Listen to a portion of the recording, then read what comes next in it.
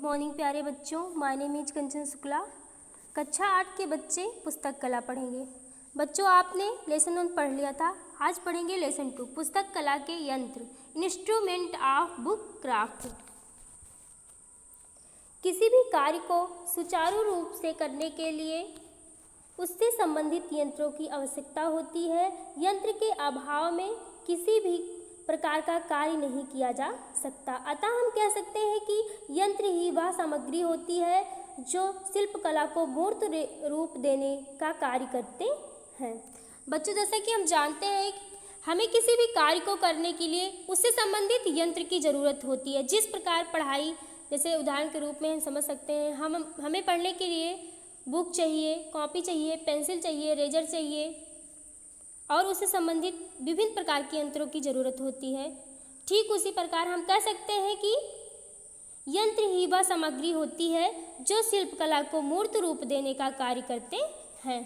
पुस्तक कला में भी अनेक प्रकार के यंत्र काम में आते हैं, जिसमें से कुछ निम्न प्रकार होते हैं। नंबर 1 है बैंकिंग बोर्ड्स, नंबर 2 है बड़ा शिकंजा, 3 है काटने का रद्दा, नंबर 4 है सिलाई का चौखटा, नंबर 5 है दाब मशीन या खड़ा शिकंजा, नंबर 6 आईलेट फिक्सर, नंबर 7 है सुरक्षित किनारे की पटरी। इसके अतिरिक्त अन्य भी यंत्रों का प्रयोग किया जाता है। नंबर 1 है चाकू। चाकू एक ऐसा यंत्र है जो सभी घरों में पाया जाता है, लेकिन पुस्तक कला के लिए विशेष प्रकार के यंत्र का प्रयोग किया जाता है। इसका हत्था लकड़ी का तथा फलक लोहे का बना होता है। पुस्तक कला में चाकू का प्रयोग कागज, अबरी, दफ्ती एवं जल्दसाजी का कपड़ा आदि काटने के लिए करते हैं। चाकू का फलक लोहे का बना होता है, इसलिए इसे पानी तथा नमी से बचाना चाहिए और साफ कपड़े से पोंछकर थोड़ा थोड़ा सा नारियल का तेल लगाकर बॉक्स में रख देना चाहिए, क्योंकि ये लोहे का बना होता है, इसमें जंग लगने की डर रहता है, इसलिए इसे हमें नारियल का तेल लगा के उससे पोंछकर बॉक्स में रखना चाहिए। नंबर 2 है कैंची। हम सबके घरों में कैंची द्वारा काम होता है या हमारे दैनिक कार्यों के लिए बहुत आवश्यक है। पुस्तक कला में जल्दसाजी का कपड़ा तथा कागज काटने में घरेलू कैंची का ही प्रयोग किया जाता है। जिस वस्तु को कैंची से काटना हो उसे बाएं हाथ से पकड़कर दाएं हाथ से कैंची लेकर दोनों फलकों के मध्य काटने वाली वस्तु को सावधानी से काटना चाहिए। कैंची लोहे की बनी होती है, इसलिए इसे पानी से बचाना चाहिए तथा समय समय पर इसकी धार लगाते रहना चाहिए, इससे इसकी धार तेज बनी रहती है। नंबर 3 है स्टेंसिल चाकू। यह चाकू केवल स्टेंसिल काटने के लिए प्रयोग में किया जाता है। इसका हत्था 10 सेंटीमीटर लंबा लकड़ी का होता है तथा 5 सेंटीमीटर लंबी लोहे का फलक होता है। इसे दफ्ती में हाफ कट भी लगाते हैं। नंबर 4 है काटने का रद्दा, प्लाउज। इस यंत्र को किनारे काटने का रद्दा भी कहते हैं। यह यंत्र शिकंजे की भांति होता है।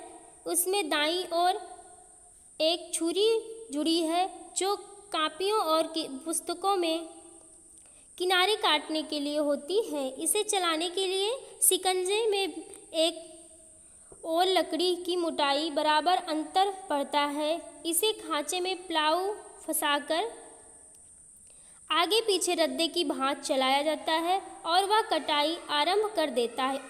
उपयोग, काटने के रद्दा का उपयोग